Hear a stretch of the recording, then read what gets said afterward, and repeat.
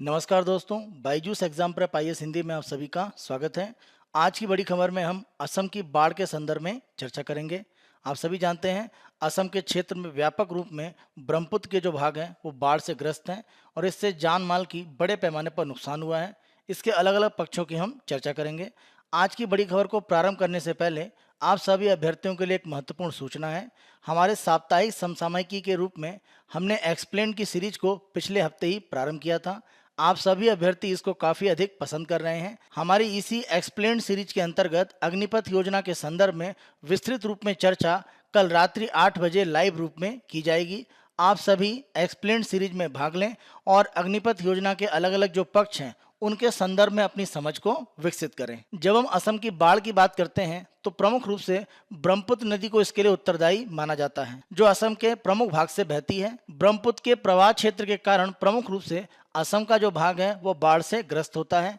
इसके दो बड़े कारणों में अगर हम ब्रह्मपुत्र के साथ में जोड़कर देखें तो ब्रह्मपुत्र, अगर हम जल प्रवाह की बात करें तो दुनिया की 5 सबसे बड़ी जो नदियां हैं उनमें एक तरह से शामिल है। यानी अगर हम नदी मुख की बात करें, जहाँ पर नदी समुद्र के भाग में मिलती है, उस क्षेत्र में जब हम बात करते हैं किसी भी तरह के जल के एक तरह से डिस्चार्ज या पानी के वहाँ पर गिरने की स्थिति को, तो अंतिम रूप में कितना पानी वहाँ पर पहुँचता है नदी के मुख पर, इसमें पहले स्थान पर अमेजन है जहाँ पर 99,150 क्यूबिक मीटर पर सेकंड पानी गिरता है।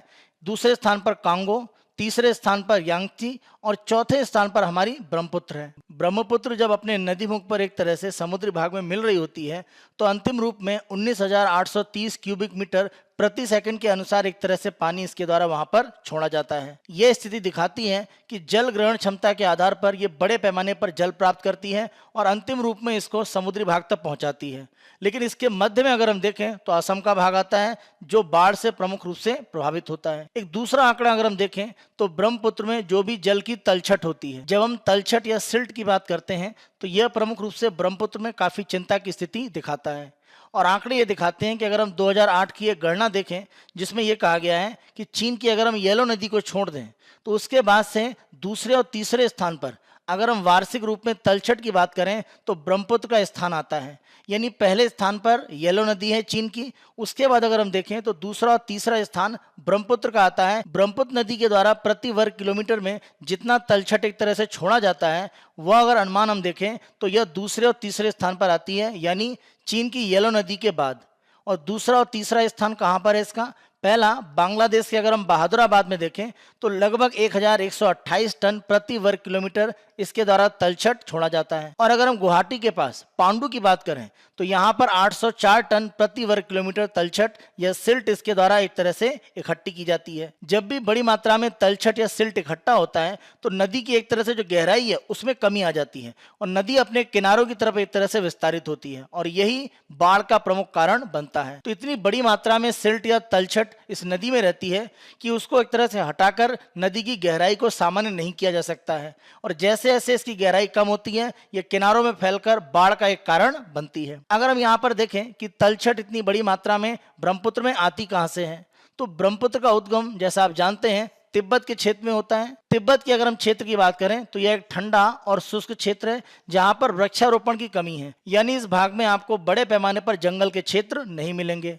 और जब भी यहाँ पर गर्मियों में ग्लेशियर पिघलते हैं, मिट्टी का क्षरण होता है, तो बड़ी मात्रा में तलछट होती है वो नदियों में एक तरह से पहुंचती है और यह ब्रह्मपुत्र एक तरह से इकट्ठा करके असम के क्षेत्रों में लेकर पहुंचती है। इस रूप में तिब्बत का जो चट्टानी भाग है वह प्रमुख रूप से उत्तरदायी है कि बड़े मात्रा में जो तलछट है वो ब्रह्मपुत्र में एक तरह से पाई जाती है। ब्रह्मपुत्र जैसे ही भारत में अरुणाचल प्रदेश से प्रवेश करके आगे आसाम में पहुंचती है तो इसकी ढलान एक तरह से कम हो जाती है, यानी ऊंचाई के भाग से आने के बाद ये मैदानी भाग में पहुंचती है। और जब भी नदी किसी पहाड़ी भाग से मैदानी भाग में आती है तो एक तरह से होता क्या है कि इसका वेग अचानक कम हो जाता है और इस आधार पर यह बड़े पैमाने पर जो तलछट लेकर चल रही होती है उसको यहीं पर इकट्ठा करती है और यही कारण है कि ब्रह्मपुत्र में जो तलछट है वो बड़ी मात्रा में रहती है। एक दूसरी अगर हम असम की स्थिति की बात करें तो जब भी ब्रह्मपुत्र अरुणाचल प्रदेश से होकर असम के भागों में पहुंचती है तो असम के आसपास के जो क्षेत्र हैं वो एक तरह से पहाड़ी भाग हैं, यानी आसपास से पहाड़ी से जो नदियों का हिस्सा होता है वो एक तरह से पहुंचता है किसमें? ब्रह्मपुत्र में। तो इस रूप में आप ब्रह्मपुत्र में देखें तो बड़ी मात्रा में जो नदी का पानी है वो छोटी छोटी धाराओं के रूप में पहाड़ी भागों से पहुंचता है और इस रूप में आप देखें गाद की जो मात्रा है वो और बढ़ती है और नदी के द्वारा, क्योंकि उसकी गहराई कम हो गई है ज्यादा सिल्ट और गाद के कारण, तो ये अपने किनारों पर एक तरह से कटाव करती है और बाढ़ लाती है। और जो भी नदी में एक तरह से गाद होती है, जो भी सिल्ट या कह सकते हैं तलछट होती है, वह इसकी सहायक धाराओं में एक तरह से समाहित हो पाए ऐसा नहीं हो पाता और इस कारण से बाढ़ का जो पानी है वो पूरे मैदानी भागों में पहुंचता है, क्योंकि ये जो नदियां हैं वो बहुत बड़ी नहीं और पहाड़ी क्षेत्र से आकर ब्रह्मपुत्र में एक तरह से मिलती है, तो जो गाद है वो उनमें पहुंच नहीं पाती है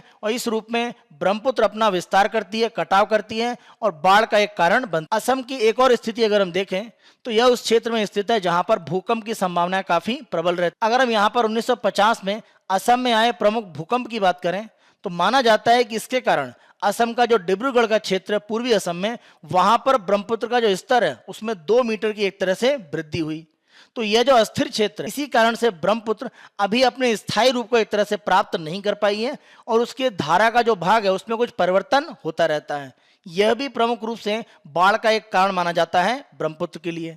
अगर हम बाढ़ के संभावित क्षेत्रों को मैप में देखें तो यह जितने भी आपके ऑरेंज कलर के यहाँ पर एक मार्क बने हुए हैं, यह सब बाढ़ संभावित क्षेत्र हैं असम में और यह ब्रह्मपुत्र से लगते हुए इलाके हैं। असम सरकार का आंकड़ा यह कहता है कि असम के कुल क्षेत्रफल 78.523 लाख हेक्टेयर में से लगभग 31.05 लाख हेक्टेयर बाढ़ संभावित है, यानी असम का लगभग 40% भाग बाढ़ प्रभावित हो सकता है।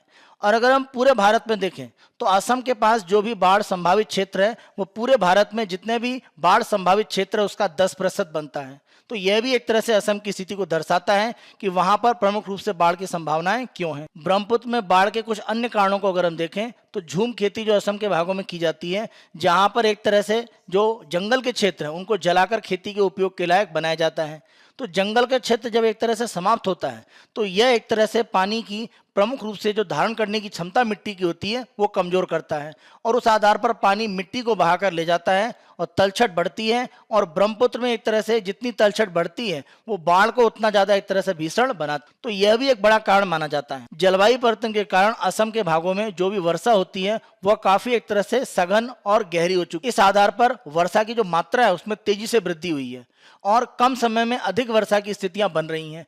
इस रूप में बाढ़ की संभावनाएं बढ़ जाती हैं। अगला एक कारण अगर हम देखें तो असम में जो भी वेटलैंड होते हैं, जो आर्द्र भूमि है, उन पर भी एक तरह से मानव अतिक्रमण बढ़ा है। अगर हम चित्र में देखें तो जो वेटलैंड या आर्द्र भूमि के क्षेत्र हैं वहां पर एक तरह से मानव विस्तार होता जा रहा है विकास का। और जब हम वेटलैंड की बात करते हैं तो वेटलैंड इस तरह के दलदली क्षेत्र होते हैं कि जब भी नदी में पानी अतिरिक्त आता है तो वेटलैंड में पानी जब पहुंचता है तो वो बाढ़ को एक तरह से जो भी अन्य क्षेत्र होते हैं मैदानी, वहां तक विस्तारित नहीं होने देता। तो जो भी आर्द्र भूमि या वेटलैंड है वो एक तरह से बाढ़ को संभालने के लिए भी उत्तरदायी माने जाते हैं। लेकिन मानव विकास को बढ़ावा देने के लिए वेटलैंड पर हमारा अतिक्रमण लगातार बढ़ता गया है और यह प्राकृतिक रूप में बाढ़ को रोकने की जो स्थितियां हैं उसको समाप्त करता है। यह भी एक तरह से कारण माना जाता है जिस रूप में बड़े पैमाने पर असम में बाढ़ की स्थितियां बढ़ती हैं। इसी के साथ साथ हम देखें कि जो भी वहां पर जल विद्युत परियोजनाएं बन रही हैं या अन्य रूप में मानव विकास हो रहा है, पर्यटन को बढ़ावा देने के लिए पहाड़ी क्षेत्रों में आपके जो विकास किए जा रहे हैं, यह भी एक तरह से नदी के सामान्य जो प्रवाह तंत्र होते हैं उसमें बाधा डालते हैं और इससे भी बाढ़ की स्थितियां बनती हैं। जैसा हमने चर्चा किया कि ब्रह्मपुत्र नदी में एक तरह से जो तलछट या सिल्ट है वो बढ़ता जा रहा है और नदी अपने किनारों को तोड़ते हुए अपने आप को एक तरह से चौड़ा कर रही है, विस्तारित कर रही है। आंकड़ा एक तरह से अगर हम देखें, असम सरकार के आंकड़े कहते हैं कि ब्रह्मपुत्र नदी और उसकी सहायक नदियों ने जिस तरह से जो नदी के किनारे हैं उनको तोड़कर अपने आप को विस्तारित किया है, असम सरकार के द्वारा यह आंकड़ा बताया गया है कि 1950 के बाद जो भी ब्रह्मपुत्र के एक तरह से किनारे के भाग हैं वहां पर जो अपरदन है वो तेजी से बढ़ा है और नदी का कटाव बढ़ता जा रहा है और नदी अपने आप को चौड़ा एक तरह से ज्यादा कर रही है। और इस रूप में अगर हम देखें तो लगभग 4.27 लाख हेक्टेयर जो भूमि है, लगभग राज्य का 7.40% जो भाग है वह एक तरह से ब्रह्मपुत्र और उसकी सहायक नदियों के द्वारा नष्ट किया गया है। अगर हम आंकड़े देखें तो पहला सर्वे 1912 से 1928 के बीच में कहता है कि ब्रह्मपुत्र का जो क्षेत्र है वो 3870 वर्ग किलोमीटर है।